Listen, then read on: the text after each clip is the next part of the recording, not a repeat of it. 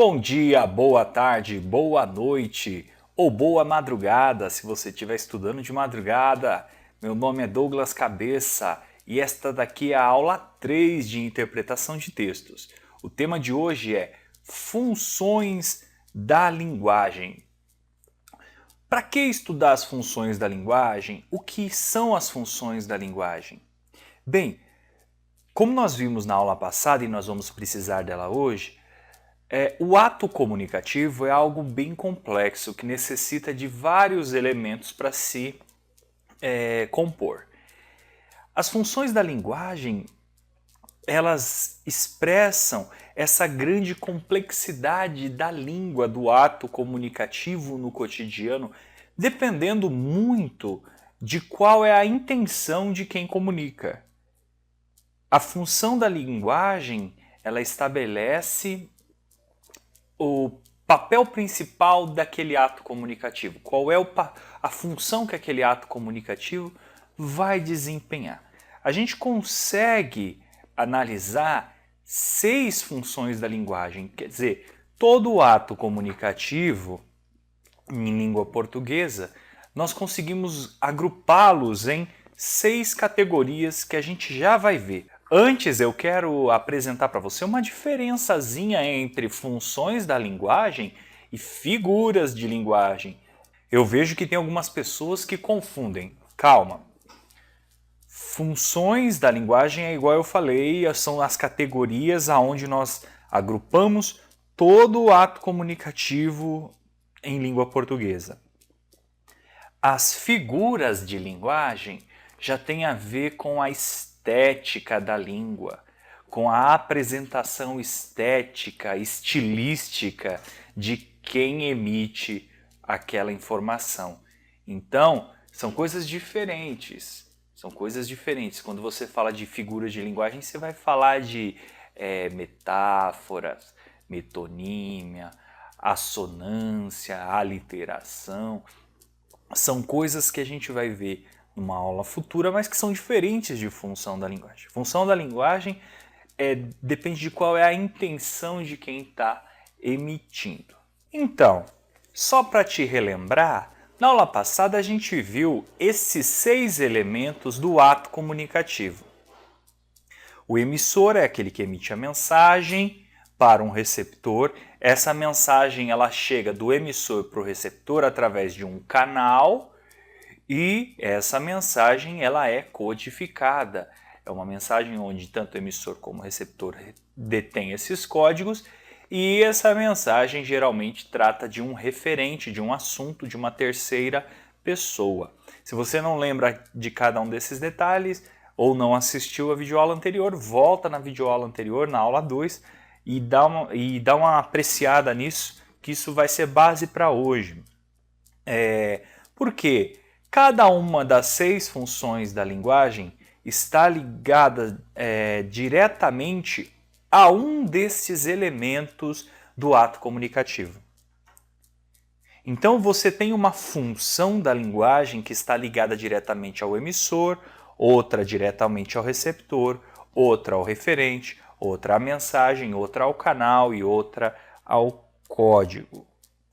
Quais são essas funções da linguagem e quais são as características de cada uma delas?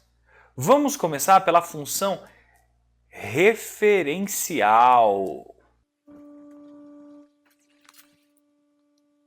Função referencial, ou ela pode ser chamada também de função denotativa. Como o nome está falando, a ideia principal dentro dessa função é o assunto, é a terceira pessoa do discurso. Então, quando você está falando de um texto sobre a questão da água, do ciclo da água, das chuvas, etc. e tal, você está tratando de um assunto e você vai escrever esse texto em terceira pessoa. É um texto denotativo, informativo, aonde o que interessa no texto é o assunto, é a terceira pessoa, tá? Por isso que um texto dissertativo, ele é um texto referencial, uma redação, a sua redação no Enem, a sua redação no concurso público, ela é uma dissertação argumentativa, ela é de terceira pessoa, ela tem que ser escrita, os verbos, os pronomes têm que estar ligados à terceira pessoa, porque é um texto referencial, é um texto denotativo. Já a outra função, a segunda função da linguagem, é a função emotiva ou expressiva. Quem está em foco nessa função é o emissor. É o próprio emissor, é a própria primeira pessoa, por isso que é uma função emotiva, uma função expressiva. Então, quando você está vendo um texto e lá no texto aparece assim, eu gosto muito do tempo, eu gosto muito de carros, nós gostamos muito de você. Perceba que está se falando de sentimentos, está se falando da primeira pessoa, de quem está emitindo a mensagem. Quando você faz um currículo, por exemplo, para um trabalho, você está usando ali a função emotiva ou a função expressiva. Por quê? O que é mais importante ali no currículo é você falando de você, é você se apresentando. O que está em foco ali, é claro que também tem um pouquinho de função referencial, você está falando das experiências, você está falando das outras oportunidades que você teve, mas a função do currículo é o quê? É apresentar você para quem está contratando. Então, é uma função expressiva, uma função emotiva. Então, função expressiva e emotiva, quem está em foco no texto é o emissor. Já a função apelativa ou conativa é uma função onde quem está em foco é o receptor, é a segunda pessoa do discurso. Então veja bem, a segunda pessoa está em foco, aonde que você vai ver muito isso? Você vai ver muito em textos publicitários. Textos publicitários, quem é o mais importante ali é quem está recebendo a informação, é você. No entanto que eles usam muito o pronome você, eles usam muito o verbo no imperativo, compre não sei o que, beba não sei o que lá, faça não sei o que.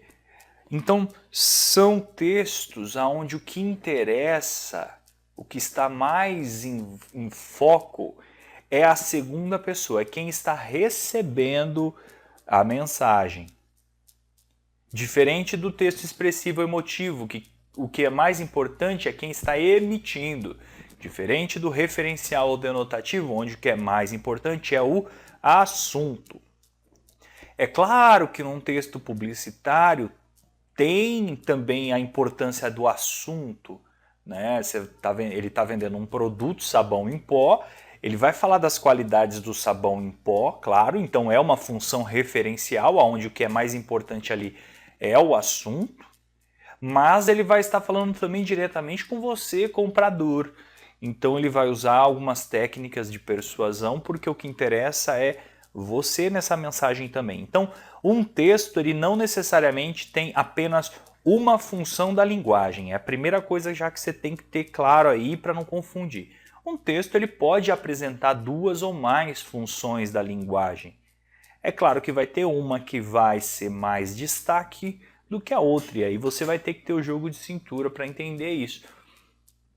Mas isso não quer dizer que não apareça outras figuras de linguagem. A função apelativa ou conativa, então, aparece na publicidade, aparece quando sua mãe, por exemplo, te dá uma ordem, fala, vai lavar não sei o que, vai limpar seu quarto. Ela está dando uma ordem, imperando, onde o que está mais em foco ali é você. Ela está querendo te persuadir a fazer alguma coisa. Tá? A quarta função é a função poética. O que é o mais importante na função poética? É a própria mensagem. É quando o autor, o emissor, ele se preocupa com a estrutura da mensagem, com a maneira como a mensagem vai ser transmitida para você. Qual o começo, meio e fim, quando o que está em foco ali naquela mensagem não é só o assunto, não é só a emoção, não é só apelar, não é o emissor, o receptor, mas sim a maneira também como ele apresenta, ele arquiteta essa mensagem. Então, lógico, função poética tem a ver com poesia. Você vê a poesia, ela tem rima, ela tem estrofes, ela tem toda uma organização para soar bem. Mas não só a poesia, a música também é poesia, mas a música também é uma função poética, porque ela também tem estrofes, rimas, tem métrica, tem todo um começo, meio e fim, um refrão bem pensado. A ordem das palavras muda a música.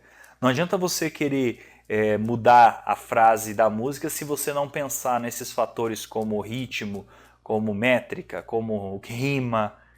Isso tem a ver então com a mensagem, com a estrutura da mensagem. Quer ver uma outra forma? Piadas. Piada, você já viu aquele seu amigo que vai te contar uma piada e você não dá risada nenhuma? É porque ele não soube usar a função poética da piada. Porque a piada ela tem um começo, meio e fim, as frases elas têm que ser colocadas em determinados momentos para poder fazer graça, até a entonação da voz de quem conta a piada influencia no objetivo da piada. Então isso é função poética. É arquitetura, não é só o assunto. A arquitetura do texto também é importante. Então, quando a arquitetura do texto está em xeque, em foco, nós estamos diante de uma função poética. Nós temos também a função fática. A função fática, o que está em interesse aqui é o canal. É o canal de contato. Você chegou num ponto de ônibus, tem um amigo seu lá, distraidão, e você vai cumprimentar ele. O que você faz? Ô fulano, oi, bom dia, boa tarde, boa noite, boa madrugada. Você faz uma introdução primeiro para chamar a atenção dele. O que você está fazendo? Você está ligando o canal. Você está estabelecendo uma conexão para, depois disso, entrar no assunto, depois disso, discutir o tema que vai aparecer para vocês. Mas antes disso, teve que haver um contato para estabelecer o canal. Essa linguagem de ligar o canal entre você e o receptor, entre o emissor e o receptor, é a função fática. É o que faz, por exemplo, no telefone. Você liga para outra pessoa, o que ela fala? Alô. Geralmente alô, né? Alô. E o que é o alô? É saber se a outra pessoa está te escutando ou não. Você fala alô, a outra responde e aí começa uma comunicação.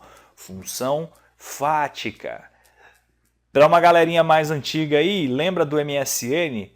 Aquele botãozinho que você clicava e a tela tremia loucamente e fazia um barulho. Qual é a função daquela tecla?